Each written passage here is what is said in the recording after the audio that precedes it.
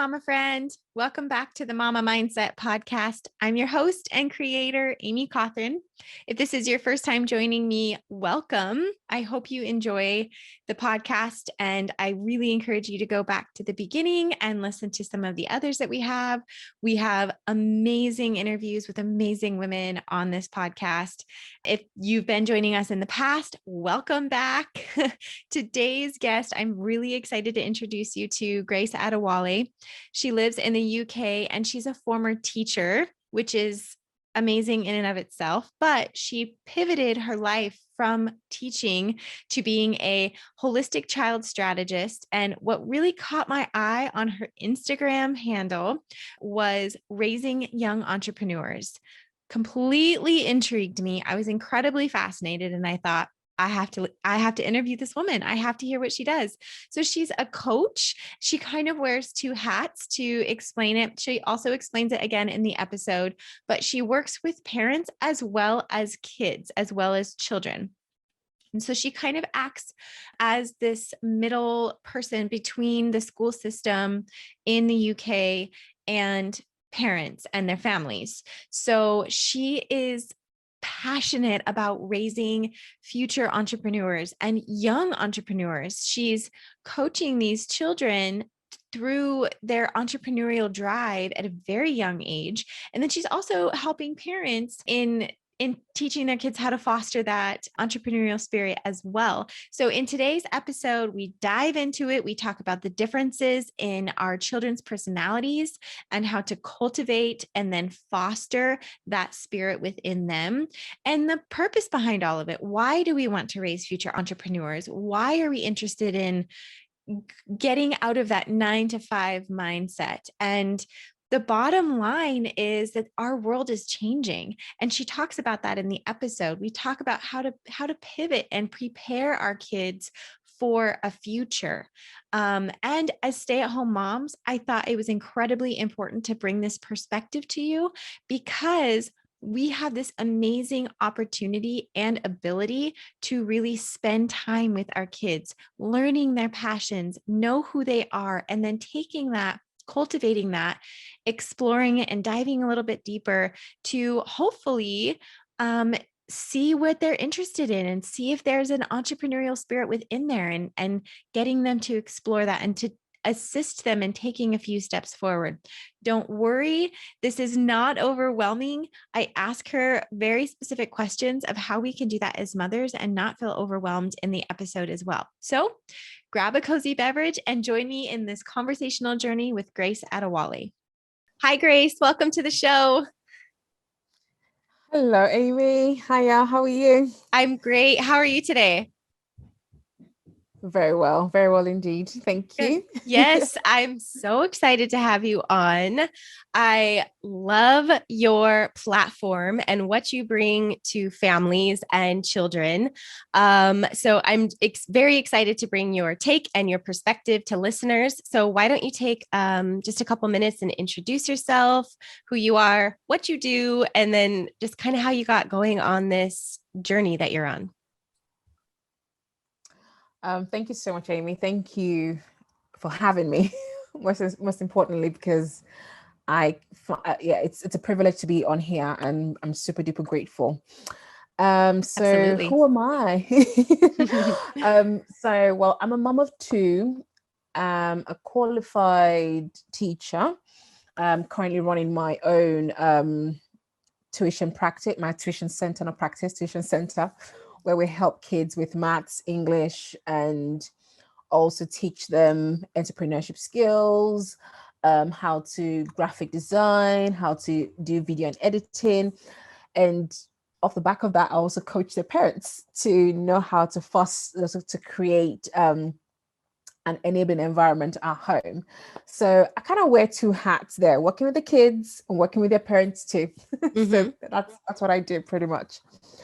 Yeah. So how did you get started on this journey of fostering this entrepreneurial spirit for children? That's very niche. And I guess maybe I can back up a little bit, because I found you, thank you, power of the internet, right? I found you through Instagram, and I I loved one of your handles on your Instagram profile says raising young entrepreneurs.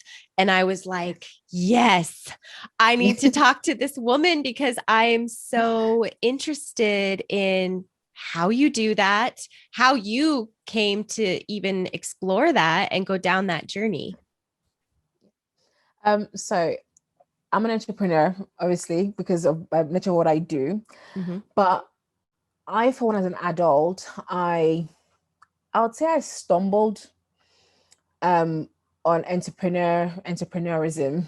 I think that's a word, isn't it? Mm-hmm. By chance, because I was pressed to start making money because I wanted to leave my full-time job teaching in the classroom because of family commitments and all of that stuff. But I knew that I didn't want to stop working with children.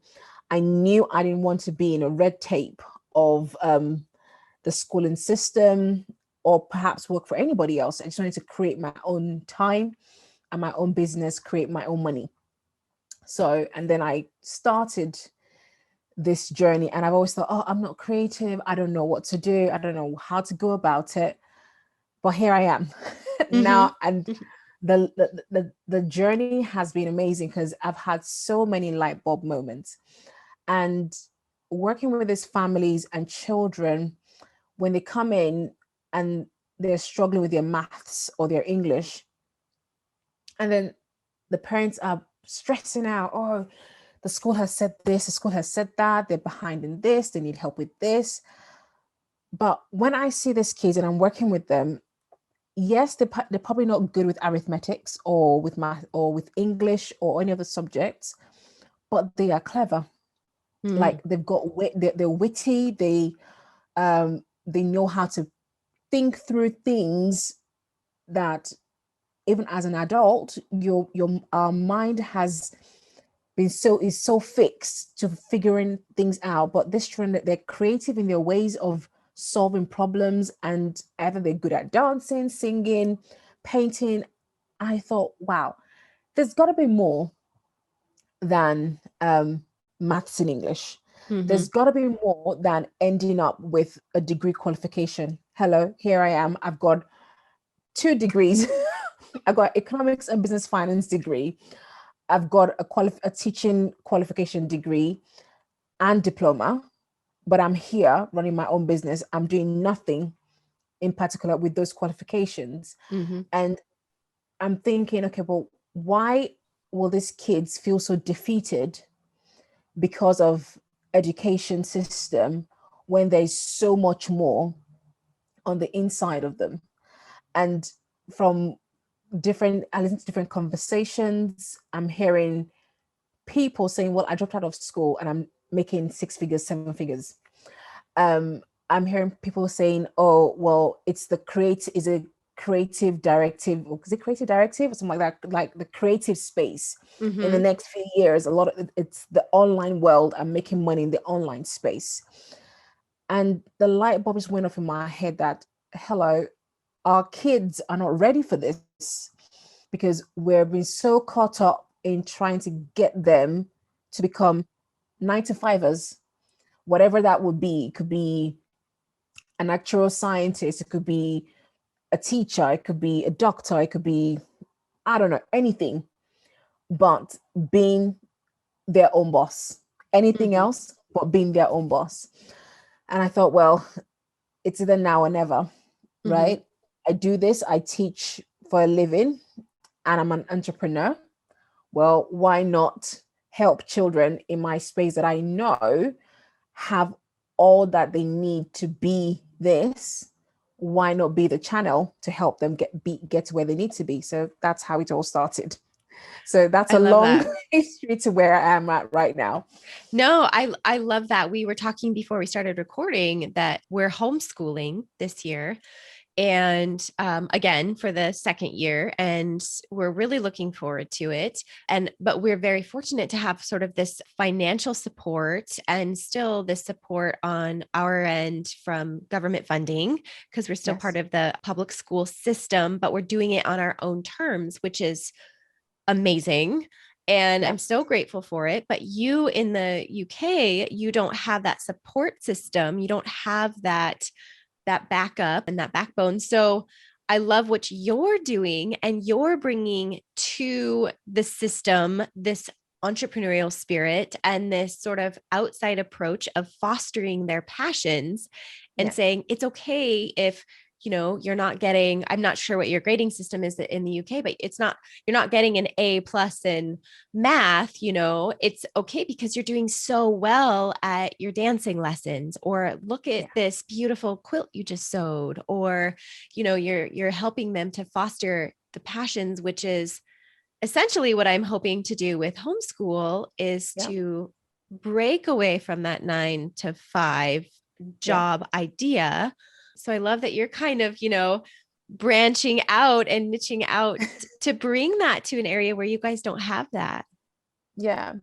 I mean, the truth is, I personally feel that the education system as we know it is still stuck in the industrial age. And what that means is, obviously, before our parents or perhaps our grandparents, when after the World War and all of the different changes in the economic dynamics, where they realize, okay, well, we need people, when people go to war, they come back, they need nurses to look after them, they need teachers to look after their children, they need people to do this office white collar jobs and all of those things. And so the education system was set up to create or to manufacture, okay, the kind of people that would service these industries. But here and now, I don't know what's in the water that the kids are drinking, but the children are so different and their world is so different right now. The world that it's going to be in the next 10 years from now is so different from where it is now. Even as a doctor, you can we have the tech space where you can be at home and have an edu consult. You can have a health consultation with a doctor miles and miles away. So again, the online space is prime and ready. But the question is, are our children prime and ready for that space? Are they thinking about how I can use my giftings and talent? Now, there's nothing wrong with me partnering with the big company to do stuff. But again, this is my gift. This is who I am. I can take control of what I have and make the best of who I am, or the gifts that I have. If I'm going to service Google with what I have, it's still with my own time, right?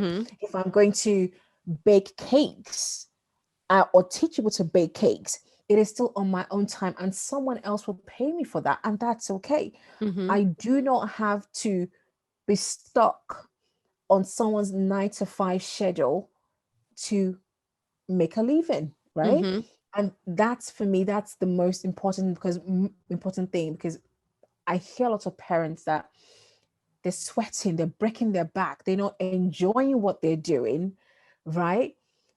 But they're bringing home the bacon. But you don't enjoy it.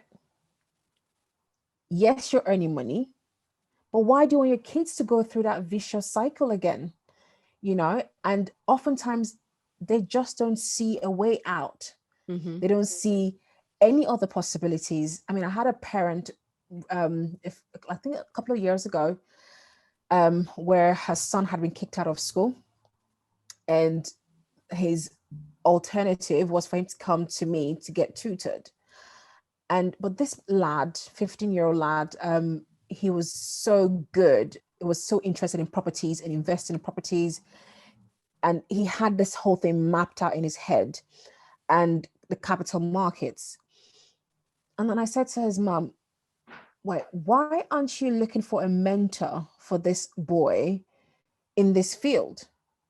Why are you breaking your back on him coming to learn maths and English that he sits here and doesn't want to do? But the moment I start having a conversation about capital markets or investing properties, this boy lights up like That's day. amazing. Wow. Right. So And she was like, well, I thought he has to go to school. He has to get a qualification. That's all I know how to do. I was brought up to know that all I needed was a qualification. And I broke out in tears. I was like, listen, this is not, that was then. This is now. Release yourself of that shackle that you're putting on yourself, and more so on your son that has a brighter future away from the path of education, right? And the aha moment in that woman's face was, I felt like, I could be done working with children now. That picture, I will hold it in my head for life, because for her, that was a saving grace that she had that day. And the rest is history. Mm-hmm. And from this, yeah. Go on. No, it's okay. No, I was just totally absorbing everything you were saying. That's something I'm really trying to work on as a mom, especially as a stay-at-home mom too, is I guess it lightening up, I guess maybe in a sense, and just letting it be and letting it flow, because it's so organic for the kids to want to explore something that they're passionate about. And then if we step in and overparent because of pressures that we've learned, like learned behavior on our end, you squash and fizzle out that entrepreneurial spirit and those passions that they're interested in, instead of fostering that and fostering that independence. Right now, I'll just use kind of a personal example. Gracie is incredibly interested in building, owning, and running a cruise ship. And I don't know where she gets this from. We live in Idaho. Yeah. No bodies of water are around us. But who would I be if I went in and said, oh, girlfriend, there is no way you could do that, Right. So I listen to her, I encourage her, and we talk about it, but it happens so organically. And what I love about her idea or her vision is that it's out of the ordinary. It's not, I want to be a lawyer. I want to be a doctor. I want to be a nurse. It is so out of the ordinary and creative that I'm so proud of her for that. And I mean, let's be honest, in 15 years, that's probably not still going to be her dream. But how do we take that now and talk to her about it and figure out, well, what do you want to do on the cruise ship? Well, then she told me the other day, we were kind of exploring this idea. Well, what is it that you want to do on the cruise ship? And she said she wanted to be a singer on the cruise ship. So I said, and we've never had singing lessons. So I said, okay, we just kind of went down this path and we just started asking questions and exploring it. But then it turned out she realized that she's actually kind of shy, so they have this idea in their head, but when you actually talk it through with them, this is what this would look like. Okay, why don't you practice singing to mommy right now? And she's 7. So why don't you practice singing to me? Oh, well, that makes me really embarrassed. And so, okay, well, how is that going to be on a stage, with 100 people watching you?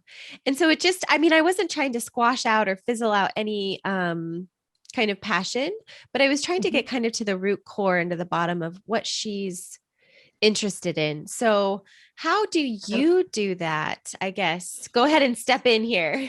Yeah, I was just going to say, I mean, it's a beautiful example you've just given there of Gracie, because she has this huge dream in her mind, as you and I, okay?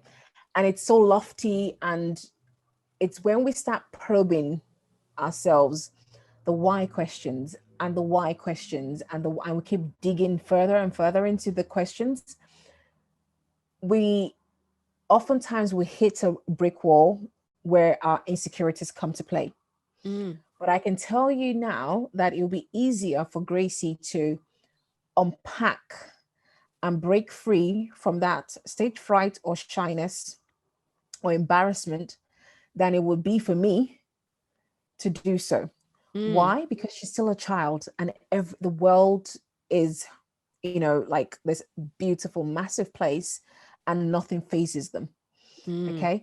Now, this process will help her begin to build that resilience that she needs for every and many other things that she's unaware of that she's going to have to combat later on in life. Yeah. So now, in terms of, way back when I started on my as an educator, I used to work in a nursery. So I was in the early years sector for a fair bit. And we say that at that age, from 0 to 5, a lot of their learning is play-based, right? And everything that they're learning is through explorative play. A bit of a tongue twister there. That's okay. And they have to test different things. So we could have the skimmers where where you you have the filling and emptying phase, where you wonder why a child is in the bath just lifting up, taking a bowl of water and keep pouring and just staring at the waterfall, do it again and again and again. It's all the explorative learning, and it's called skimmers, and they're going through all that process, right? It's beautiful. And their brain is soaking up so much experience and knowledge in that time and space. But when they get into school, it's tables and desks.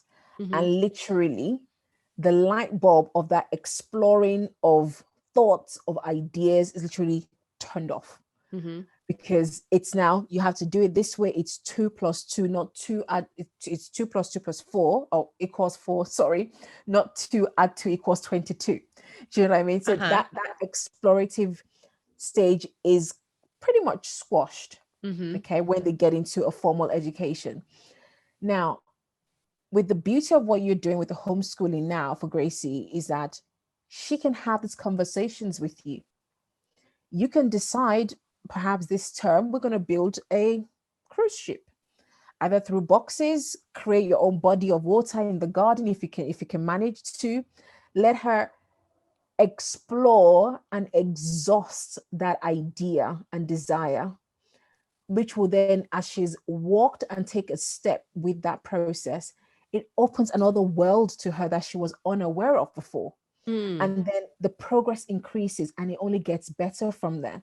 But imagine someone that only had that sitting in their head 20 years down the line, only to go and study a course, a naval course, where they're now a naval officer, only to get on the ship and realize that, oh, I'm actually seasick, I can't do this. Right. Do you see what I mean? But yes. Oh, that's a really good point. Yeah. Yeah. So they've held that vision in their mind for so long and thought, oh, that's my dream, that's what I want to be, and never had a chance to explore it. So Gracie now is having a saving grace, no pun intended, of exploring that beautiful idea and being all that she desires to be in her here and her now. And going forward, what only God knows what that would unveil to her, and even more so as she grows up. And yeah, the world is just a massive expanse to her, and she's just going to enjoy it. I love that. So what I hear, and I had kind of wrote down, is this idea of like serial entrepreneurialism, right? Being a serial entrepreneur. And we kind of have we have this in society, this negative connotation of that, of jumping and exploring and pivoting, and then jumping and exploring and pivoting. And really what I'm hearing from you is this beautiful perspective on that's okay, especially as they're so young. So as parents, how do we encourage this passion and this explorative behavior without causing them to not finish something? Did I explain that right? Without, so while at the same time, encouraging, let's see this all the way through and then make a decision. Right. So I'm so big on seeing something through, because if no matter what in life, there's still that element of resilience that is needed. And if you're going to, now the word quit already sounds like it's a negative word. Quitting is a negative word, because before you quit anything, you, in my mind, you have to have exhausted and turned that thing over and over and over, so much so that there's no other way. And even at that, you're not quitting, you're only riding on that, right? You're building on what you already have. So you're not quitting, you're not stopping, you're moving forward. Right. Okay. So that's not, again, so I won't call it quitting, because quitting just really means you gave up. Well, there's no Right. room for giving up, right? Right. So there is that space of being, when you say a serial entrepreneur, it doesn't often mean that you've started something and you finished it and you don't do it again. Or again, it's the mindset. Why are we stopping? Okay. Why are we not seeing this through? Is it because I'm just giving up? I'm not going to do it again. I just don't feel like it anymore. No, ma'am, no, sir. You know, because you don't feel like it doesn't mean you have to stop it. Imagine if I did not feel I stopped. So we're both ladies, right? So imagine when we're in the labor room and we felt so exhausted and we just couldn't push. We just didn't feel like pushing anymore. Did we stop pushing? No, because we know that there's this life we're about to birth and it depended on us. And we had no option but to keep pushing, even when we didn't feel like pushing anymore. Right. So, and that is, for me, the picture I always have in my mind. And I say to my kids or the kids I work with, it's not an option to say, I'm done, unless you know, not because you feel like it, but because you know that you've done absolutely everything you can. And then it's a question, okay, so what have I learned from this? Because the lessons learned from this process will only make me a better person. So whatever I'm going to turn or do next, I'm carrying that lesson with me into what I'm doing next. So however young, however old, it's still a thing of, okay, so I'm doing lemonades, or okay, maybe a better expression will be, okay, so during Christmas time, you want to create gifts for teachers, right? That, so maybe you're doing reindeer hot chocolates in the little gift bags, and you're selling those to your friends to give to gifts as the teachers, for example. Well, Christmas has come and gone. You can't do that during Valentine's period, right? But you can do something else. So you can sell something else. This time you can decide to sell roses or flowers. Now the principle is still the same thing. You haven't quitted selling hot chocolates. You've just realized that season for that product is no longer existent. So that's what I mean by serial entrepreneur, whereby you perhaps drop a product for something else, but you're still using the lessons learned from the previous one to help you succeed in the next one. So that's the cycle I'm talking about, as opposed to quitting and not getting on with what you're intending to do from the get-go. I love that. Does that make sense? Yeah, absolutely. I think it comes down to being a little proactive too, is what I'm hearing as a parent, and asking the right kinds of questions and encouraging them to dive a little bit deeper. So when they do open up and say, this is something that I now want to take a little bit further or explore, and you're ready to do that as a parent, you've asked the questions to feel how they're feeling about it, why they're interested in it. And then also, how are you going to build this? How are you going to find the time to do that? Because, they may end up getting in there and saying, wow, I don't have the time to sit here and make whatever craft it is, or say it's a quilt. Like I want to sell all these quilts. Well, it's taking me a year to put a quilt together. So really in what my goals are right now, that's not sustainable for me right now. And obviously a 7-year-old is not, in my case, is not going to use all of the same terminology that we're using now, but kind of getting into the nuts and bolts of what the project is going to look like and how they're going to take care of that project, how they're going to do that and take those steps forward before you do it, so they can actually kind of think it through ahead of time. And then reflect on it as you're working through the process. And then this is just how my business brain works too, then, okay, coming up with efficiencies and how do we streamline this a little bit more? I see that this is taking you a lot of time. Let's figure out a way to maybe we already buy this part of the project over here that's already put together, and then you can add it to what you're doing, kind of asking those questions. So it seems like it takes intentionality on the parents' part. And maybe moms are listening to this and being like, I don't have the freaking time to do that. So, I mean, what are your thoughts on that aspect of it? So it's beautiful what you just said there, because it reminds me of one of my students actually now in my entrepreneurship course cohort at the moment. And what I go through that process, obviously introducing them to who an entrepreneur is, and then we'll go through the motions of, so what do you enjoy doing? What are you really good at? Who can that serve? And then it's from that point we coin out as an venture for them, or an enterprise that they can get started off with. So this lovely 9-year-old, she's not yet 9-year-old, came up with this lofty idea of creating a software, because she's learned to code,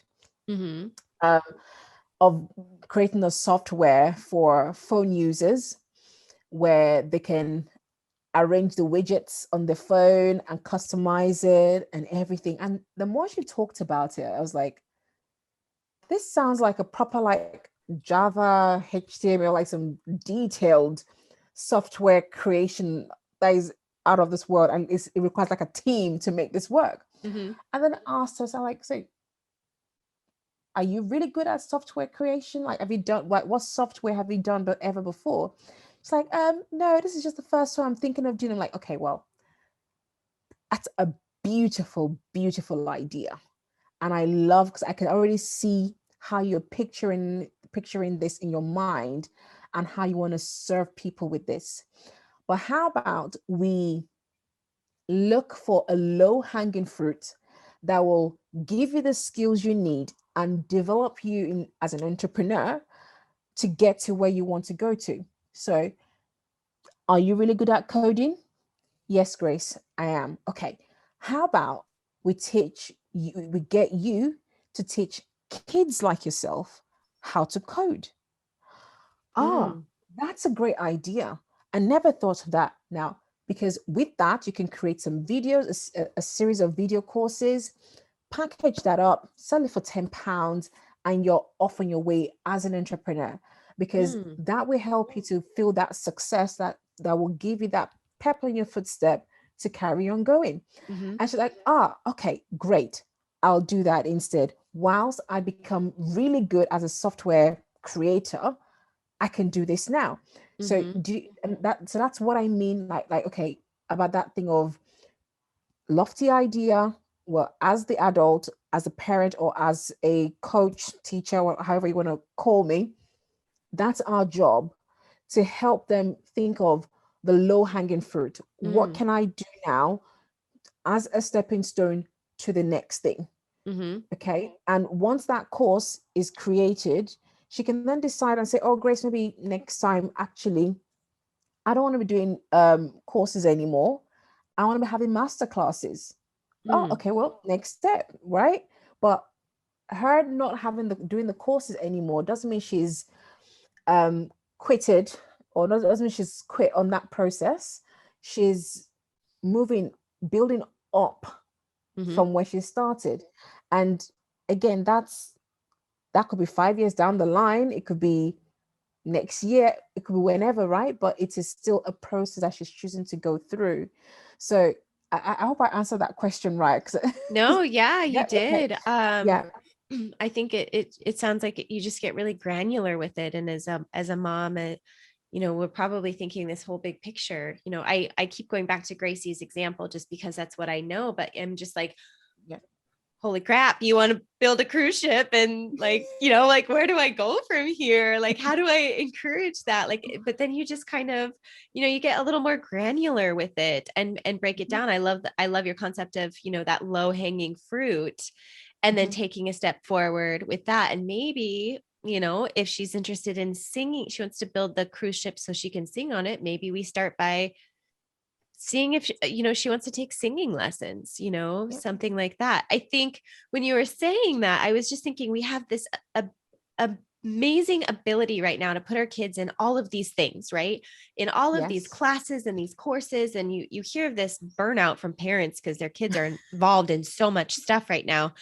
But really, they're, to me, because I think parents are thinking like, if I just put them in all the things, and they're going to pick something and they're going to find something that they're really good at. But if, to me, as I'm just thinking through this in this conversation, if you approach it from the standpoint of, let's find what you're interested in now, and then put you in one thing that you can pursue that you're interested in, instead of putting you in 4 different things to then figure out what you're interested in. Why don't we do the work now proactively? And instead of putting you in T-ball, because that's what I grew up with, or what I think that you might have fun with, why don't we put them in something like singing lessons? Because they actually are passionate about that and they actually want to explore that. I mean, both of what you said, there's none of it is wrong. Mm-hmm. Because we should always bear in mind that every child is so different, and some children are very vocal, like Gracie, they can express themselves, and you can ask those intelligent questions, and she's able to articulate her thoughts and how she, what she's thinking. And perhaps her wanting to build the cruise ship just so that she can on the stage and be the diva on the cruise ship, that it's my ship, you come in, I sing to you, I tell you what I want, how I want it, right? It sounds pretty familiar. Yeah. She wants to be the captain. Yeah. Yes. She's the oldest, can you tell? Yeah, exactly. Leadership qualities written all over. Yeah, exactly. And you have some children that just don't give 2 hoots, right? They just can't be bothered, besides just sitting down, either watching TV, or just aren't similarly motivated, right? And so you find the parents that just throw them into different activities until they find the one that sticks. Okay. And it might not even be straight away. It could be like 10 years down the line of trying so many things, and then we have this aha moment that the child actually maybe connected with one teacher in one of those other curricular activities, and then realize, actually, I want to do this, and so in both ways it works depending on the child. And one of the reasons why I say I work with parents to help create and foster an enabling environment is because I know it's so important to see each child as an individual. And oftentimes as parents, because we're so, God help us, we're just so busy. There's so many things we're thinking in our mind. Even yesterday, I was saying to my husband, listen, I feel like I just run away and just keep going and don't stop, because like there's just so much. Yeah. Everyone literally wants a piece of me. And we will have moments like that as parents, because you want to do this, do that, serve this person, serve that person, and everyone, you would have those moments. And I get it. It can be quite tricky, but we still have to take that moment to try and observe. You don't need to sit down, carry a pen and pad, and making notes, copious notes, but just pick, just what you something, just literally, because we're quite intuitive like that. Something will just happen. Your mind will make a mental note of it, and then because you've registered in your mind, it begins to unfold at different points. But because we're observing with our side eye, we're paying attention, we'll begin to see how it pieces up, and then this interest just picks out, and we're able to then help our child to maneuver those areas that they're not sure of, or perhaps they're so sure of, and we can help them through it.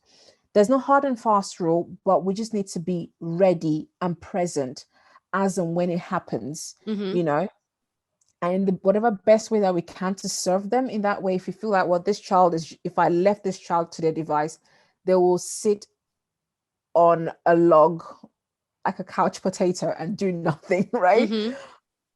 Put them into any and everything if you can afford it. Mm-hmm. Offer them as many opportunities as possible, and then if it works, it works. But at least they're building that skill of, well, I say to myself, well, they're building social skills, communication skills. Well, if it's balance, if it's basketball or football, at least they learn how to coordinate. And there are still some added benefits that they will gain from all those curriculum. So it's not wasted. Mm-hmm. But where we have a child like my daughter, where literally she loves to entertain, she loves to act, she loves to literally, she's comical, like a Mm-hmm. dramatic, an actress impersonified, or however you want to put it. That I know. And that's what she wants to do. Like literally from age 3, she's been tiptoeing around the house, entertaining and prancing around. We started her doing ballet and then into musical theater, Mm-hmm. and then tried her on some instruments. But now she's dead on sure she wants to be an actress, and she knows why she wants to be an actress. But she's 11 now. It's taken us that long. It's taken her that long as well to come to that point where, okay, yes, this is what I want to do. Mm-hmm. If I ask her, do you want to stop doing ballet? She's like, no, I don't want to. I enjoy going for the classes. I don't want to miss out of being with my friends. Well, so her purpose of me paying for ballet is her social skills. Right. Yeah. Okay. Exactly. The social engagement that she gets from doing it. She's good at ballet. She's good at it. Mm-hmm. Now, is she going to be a prima ballerina? I don't think so, because she doesn't want. She's not driven in that way, right? But I'm paying for her to be there because of what she enjoys and the community that she has in her ballet space. And that's okay too. Mm-hmm. Right. But I know that her acting, it just comes natural to her. So she really enjoys doing that. And that's okay. But it's taken us this while to come to it. So I think I've gone around in circles in saying that it's a process. Yeah. As a parent, we keep investigating, we keep observing until we come to that point. So if you're like Gracie, I can tell you straight away, I'm building a cruise ship to have to sing on there. And you have a child like that, fantastic. If you have a child, I have to, try out on different things. Same as well, great stuff. But we just have to keep trying it out and making it work for them. I love that you said that. I love that you brought that up and not corrected me, but just educated me in kind of my mindset and where I was going with my mindset, because you're so right. My middle child, Olivia, much more internal, getting thoughts, feelings, emotions, things like that out of her, things she's interested in, is definitely more difficult in that. If I ask Gracie a question, like you're saying, she'll give me an answer. If I ask Olivia a question, she's like, I don't want to talk about that right now. Or, she's 5, so she's still a little bit younger, but I love that approach for the different personalities of your kids, instead of just having this like blanket idea, that bringing this idea of entrepreneurialism into the household and fostering that within your children takes this creative intentionality amongst the parents in knowing your child, which brings me back full circle to, you are your child's best teacher, which comes back full circle to you and you coaching the parents as well as the children, because their best teacher is their parents. And, I love that so much. And that's why I wanted to have this conversation with you, especially as a homeschooler and a stay-at-home mom. My kids are constantly learning from me. And I think before you and I had that conversation, that I was not always in this mindset of being an entrepreneur. And it's something that's very new to me within the last few years, based on my upbringing and, what my parents explored when I was a child. I was always, go work for somebody else, find the career, get the job, and then you're safe. Well, I did that. I found the career, I found the job, and it didn't work. It didn't work in being a mom for me. I mean, my hat goes off to working moms. I have a lot of working moms that listen to this podcast as well. But for me, it didn't work. And so now I'm still kind of, and the whole time as I was a stay-at-home mom, I still kind of dabbled into some side gigs and things like that. I think it's very rare to see a stay-at-home mom that doesn't explore anything on the side as far as making a little bit of money, but really embracing this idea of being an entrepreneur, and the fact that, you know, I'm now calling myself, which is, I hope doesn't come back to bite me in the butt someday, but unhireable, because I cannot imagine going and working for somebody else at this point in my life, which is, my husband knows better than anybody, is like life altering for me and my mindset, because that is so different from how I've been my whole life. So being able to foster that in my children now, and whether you're a working mom or stay at home mom, being able to foster that in our children is so beautiful, because to me, it goes back to building up our communities. And if we want to raise a better future, and if we want to build up our communities, it really starts with it starts at home, and it starts with us as parents, and then comes down into our children. And if we teach them to all be exactly the same, we're never going to improve our communities in the way that we kind of need to right now. I mean, our world is hurting right now. There's a lot of crazy stuff that's going on in the world. So that's my hope, is I want to find what they're passionate about and then foster that for them. And so, you know, going back to what you're saying about putting them in the different activities, you're so right, because I may never be able to find that on my own by just having conversations with Olivia. It may take her trying multiple things. And as I'm thinking about this, she tends to try things because Gracie's doing them.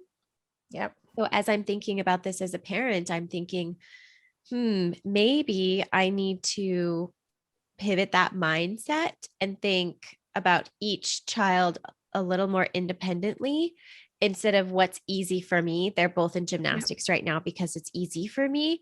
So maybe we can split that up and do something, you know, 1 hour a day, 1 hour a week per child is what I'm trying to say. So, I mean, there's also that place of where the second child would usually want to follow what the older sibling is doing anyway. Yeah. Okay. But that tends to be a phase until she comes to her own, where she's, I mean, when, perfect example, like when my older daughter as well, when if we're doing like self tapes for her for an audition or something, her younger sister, her sister would say, "Oh, me too.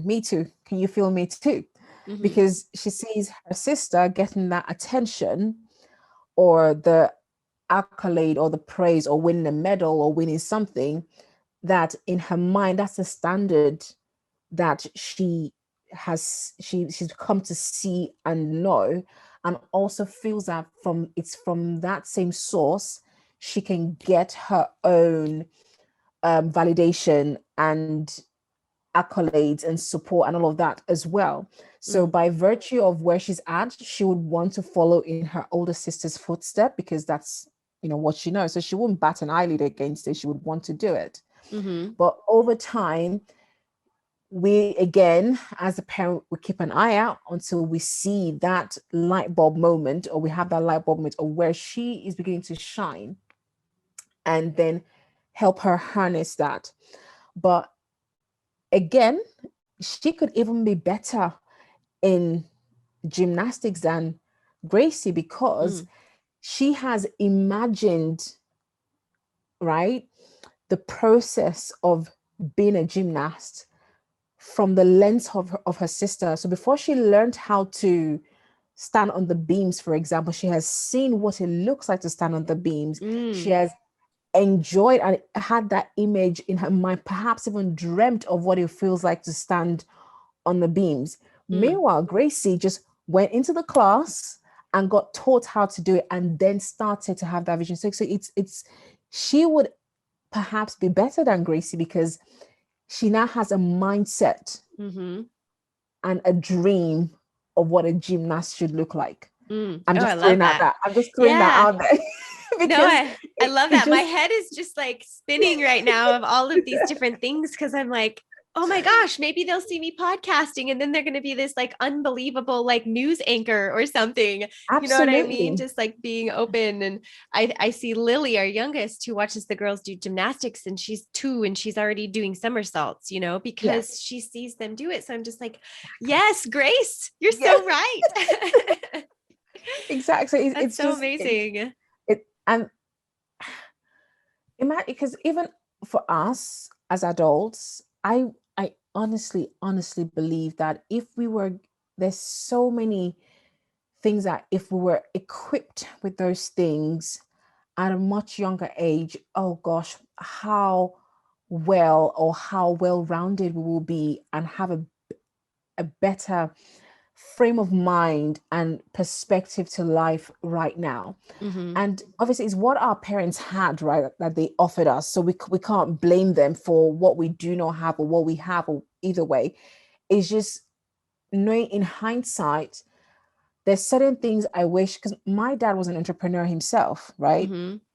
He had an electrical, where he used to go and service different companies, their electrical, their air conditioning, sold them in his office and all of this. And he had his own different branches where he sold electrical stuff. How I wish the times where I sat in his office or in his showroom, he kind of showed me, I wish he showed me the ropes of how to be a sales girl, Mm-hmm. or how to pitch something, or how to, you know, be immersed in that world and space, because he was good at it. He Mm-hmm. knew how to close deals, but he was happier to send me to school and get a qualification. And now I'm having to learn how to to sell my products to people now, and I'm Right. struggling, right? Yeah.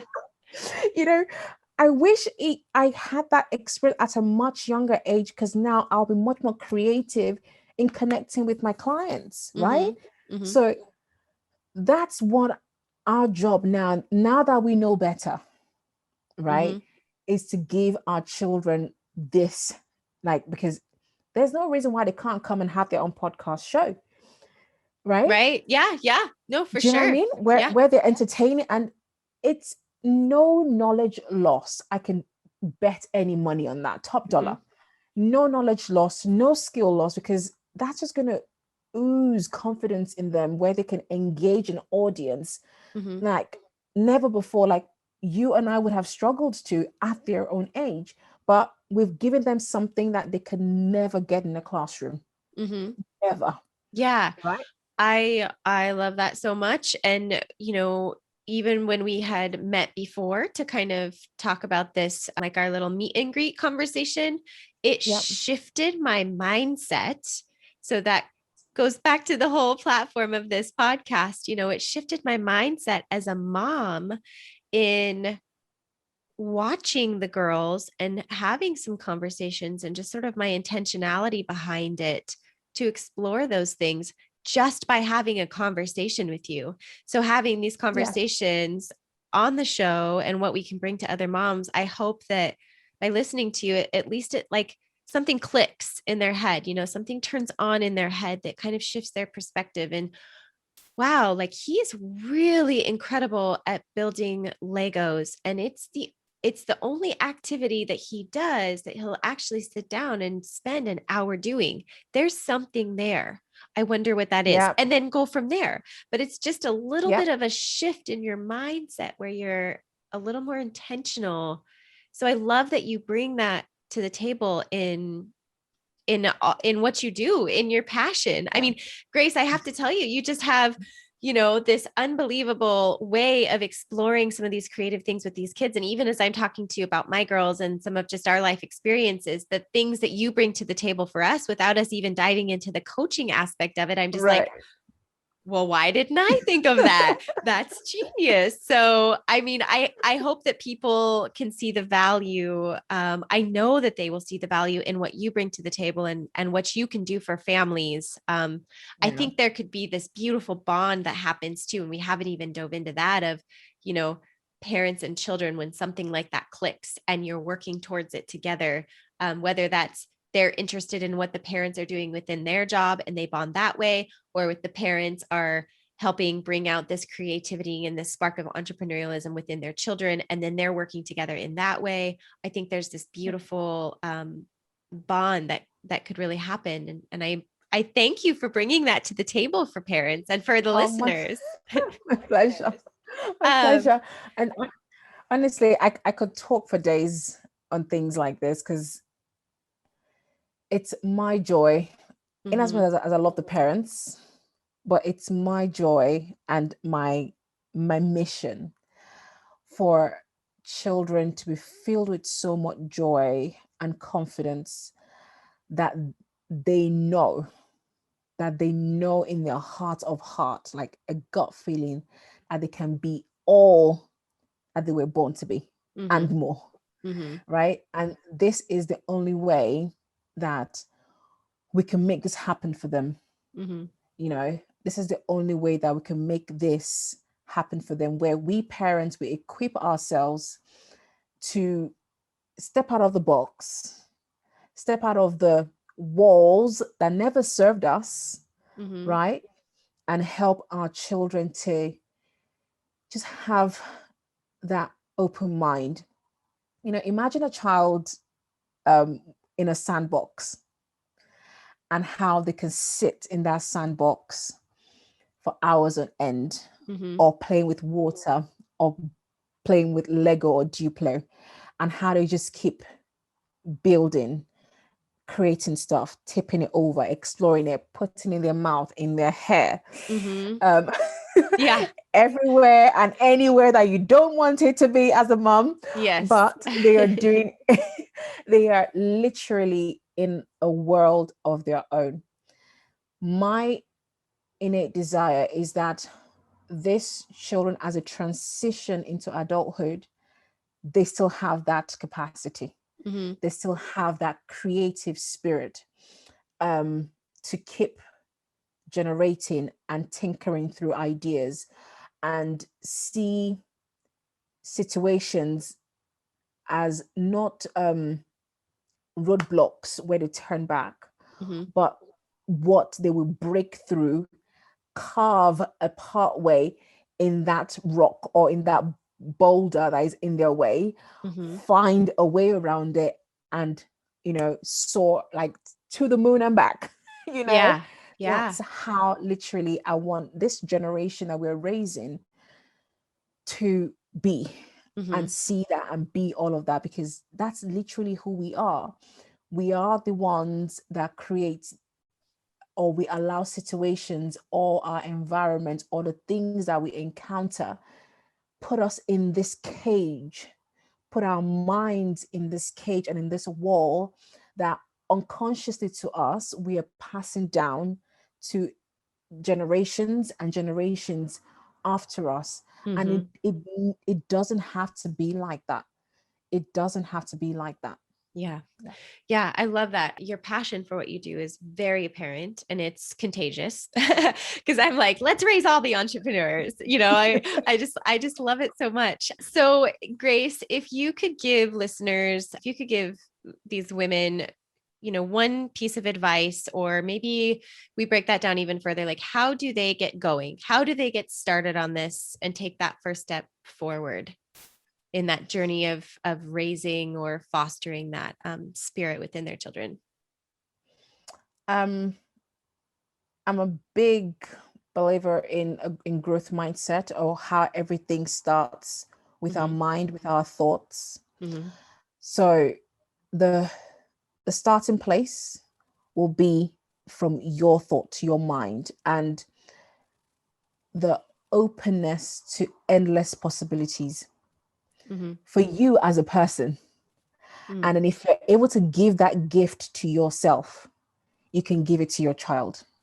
Okay? Because you can't give what you don't have. You can't walk, you can't lead someone on a path you haven't gone through.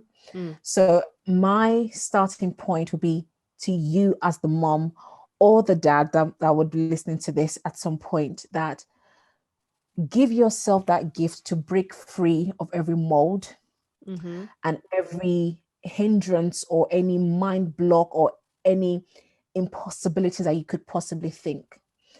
Because from that freedom that you give to yourself, you are able to pass that baton off to your child, that they begin to see possibilities in every single thing that they are doing. Yes. From lacing up their shoes to combing their hair, buttoning up their or zipping up their coat, making breakfast, seeing endless possibilities. So my question is, if, oh, mommy, can you help me with buttering up my toast? Oh, here you go. Here's your jar. Here's the knife. How else can we do this? Oh, I'm struggling. Well, how else do you think we can do this? Any more and some more. What else? And just keep probing and probing. That would help them to understand there's just no one way to doing it. You know, and I've had to learn this as well, because I've been obviously getting my daughter in the kitchen with me.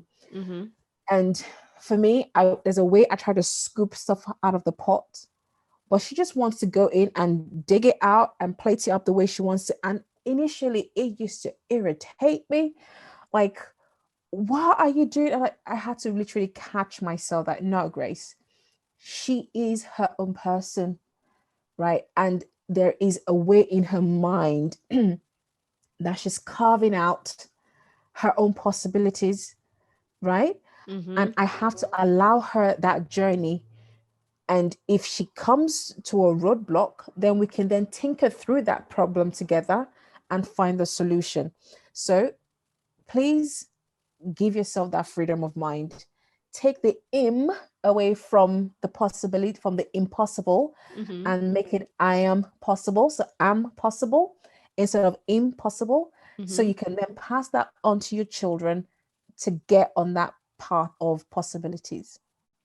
I love that so much. That's everything we talk about here. Oh my gosh. Yes. is working on yourself and growing your mindset is so powerful in passing that on to your children when they see you passionate about that or passionate about something, and always changing, evolving, growing, and shifting your mindset and being open. I mean, they can sense that, they can feel that. That's a culture that you create within your household, and it starts within, it starts with you. So yes. Oh my gosh, Grace, thank you so much for this conversation today. My head is spinning. I have so many other questions for you, but maybe we'll have to do like a part 2. We'll continue on the journey of Gracie's cruise ship and see where she's at. Absolutely. Please send me pictures. I would love to see it. Yes. Even from doing a little model, creating a model with a box, or Daddy's in hydraulics, right? So he can come up with some little things, some metals that you can put together and tinker through with Daddy. It could be a daddy-daughter project there for them, and come up with something and have a model that she can hold on, hold dear, and as a vision for her dream. And I might be old and great in my walking stick, but I will come on her cruise ship and listen to her sing. I know. Oh my gosh, that's so funny. We tease, or not tease, but we talk that as long you can do that as long as mom and dad can come on for free whenever we want. So exactly. All right. Row seats. Yeah, exactly. All right, Grace. Well, thank you so much for coming on today. We'll talk to you soon. Thank you, Amy. Hey, mama friend. Thank you so much for listening to today's episode with Grace. I think we can all agree she is a wealth of knowledge when it comes to raising future entrepreneurs and fostering that entrepreneurial spirit within them. I hope you enjoyed this episode as much as I did, and I'm so encouraged and so inspired to take her knowledge and her tips and her tricks and apply them into my own household. So if you found inspiration in this podcast episode, if you loved Grace as much as I did, if you could share this for me today, that would be absolutely amazing. And don't forget to tag me in it, because I love seeing who's listening. And if you're interested, you can send me a DM. Let me know what's working for you, what isn't working for you. I would love to hear how your kids are starting to be entrepreneurs, or how you're interested in taking this knowledge and applying it within your own household. Is your kid building a cruise ship? Because that would be amazing. So go ahead and share it today. Let me know what you think. Always, always, please remember that I believe in you, I care about you, and I'm so incredibly proud of you. Thank you so much for listening today, sweet mama. I look forward to talking to you again soon.